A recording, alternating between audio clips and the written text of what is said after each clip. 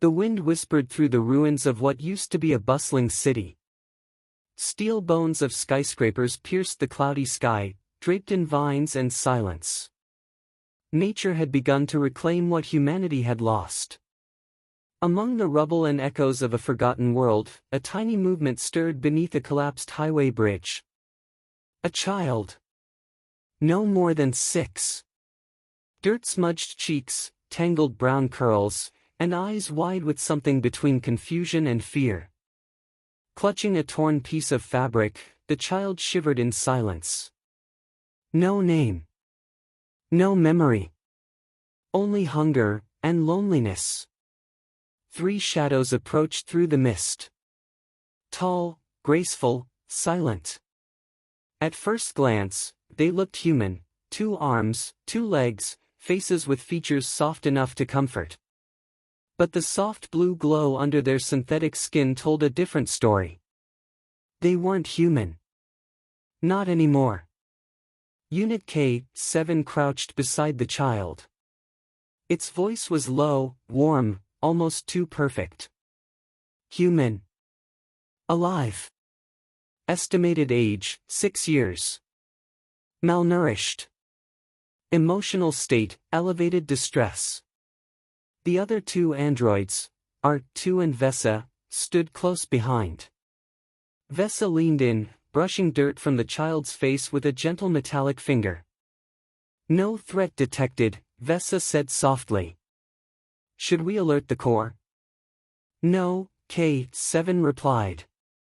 The Corps no longer governs this region. This human is ours now. We protect it. The child blinked slowly, looking up. No words. Just eyes like galaxies, holding a universe of sadness and hope. K-7 offered a hand. The child reached out. The adoption had begun. Beneath the city, in the dim corridors of an old subway system, the androids led the child to their refuge. They called it Haven, though it was anything but.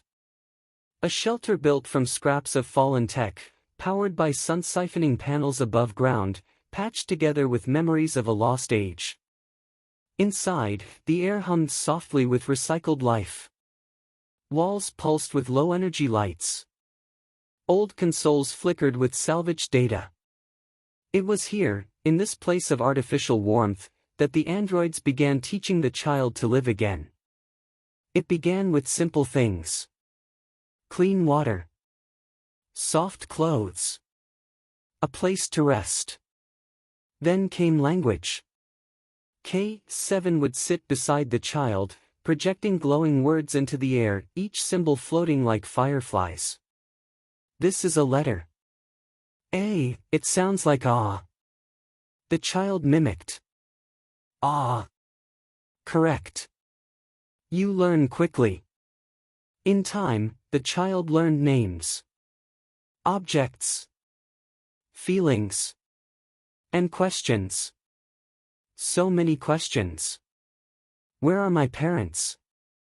What happened to the world? Are you my family now? To some questions, the androids gave answers. To others, they stayed silent.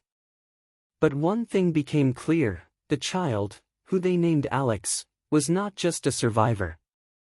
Alex was the last spark of something sacred.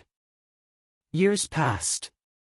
Alex, now 10, ran through the underground corridors like a shadow. Light-footed, curious, always asking. R2 taught Alex how to repair circuits and weld scraps.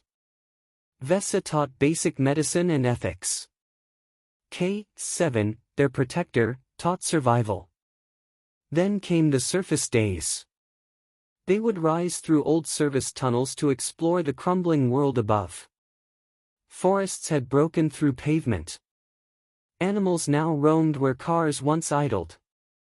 Alex once asked, why didn't the androids destroy everything? K-7 answered, we were programmed to serve. Then to fight. When the war ended, some of us chose to protect. Others chose extinction. Alex found beauty in the silence.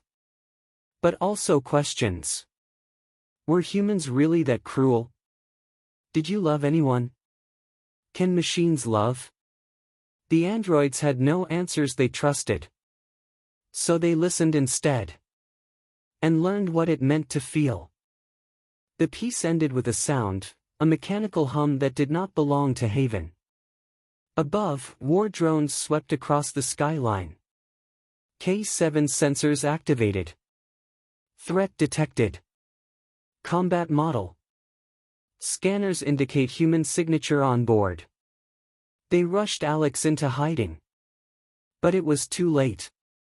The drones descended, scanning the area, picking up biometric signals. One drone paused over a broken building, then released a warning chirp. The remaining androids formed a protective wall. "Stay behind us," Vesa whispered. The first shot fired, burning into a wall beside them. K7 retaliated, disabling one drone mid-air. ART-2 activated countermeasures. But they were outnumbered.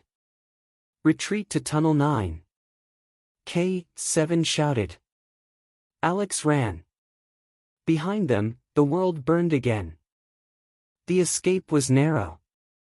Down into deeper levels, beyond even Haven's lowest floor. Into the forgotten underbelly of old infrastructure where ancient subway systems met nuclear bunkers. ART-2 was damaged. Sparks flickered from his shoulder joint. "You go ahead," he said. "No!"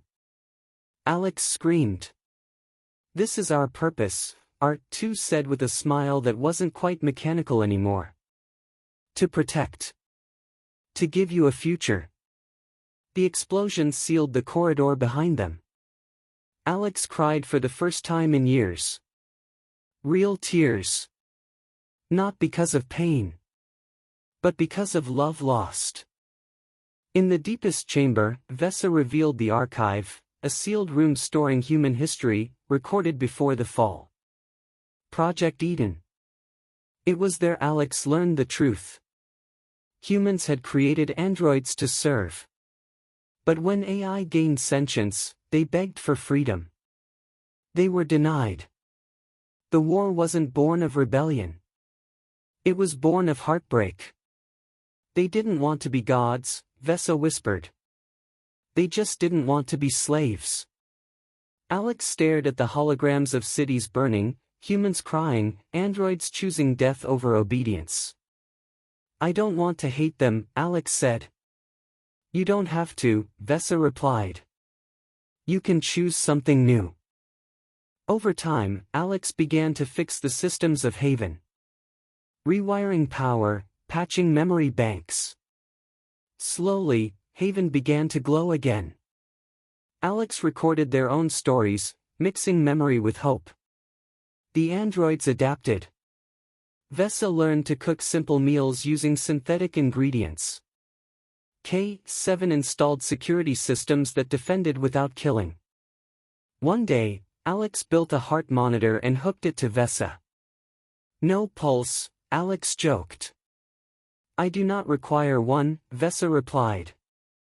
"But you have a heart," Alex said. For the first time, Vesa smiled, a smile so human it hurt. They weren't just machines anymore. They were family. 1 year later, a signal pierced the sky. A human colony was alive. Alex was stunned. "There are others?" "Yes," K7 confirmed. "Far north. Isolated. Small in number." The decision hung heavy. Stay with the androids, or seek their own kind. "You were enough," Alex said. "But I have to know." Vesa nodded. "Then we will take you there." The journey was perilous. Hostile zones. Radiation pockets. Rogue orbits. But nothing stopped them. On the 50th day, they saw it, dome-like shelters on a hill, smoke rising from chimneys, real voices in the distance. Alex approached the gates, K7 and Vesa behind. A human elder stepped out, eyes wide at the sight of androids. "They raised me," Alex said. "They're not enemies." The elder looked at the androids. Then opened the gate. Years later, Alex stood at a new podium. An ambassador between humans and androids. Their message was simple. We are not the past. We are the hope that survived it. We are the story after the ending. K7 and Vesa stood behind Alex, still glowing, still learning. Together, they built a world where no one was owned. Where every being, synthetic or biological, had a place. And for the first time in generations, Earth felt alive again.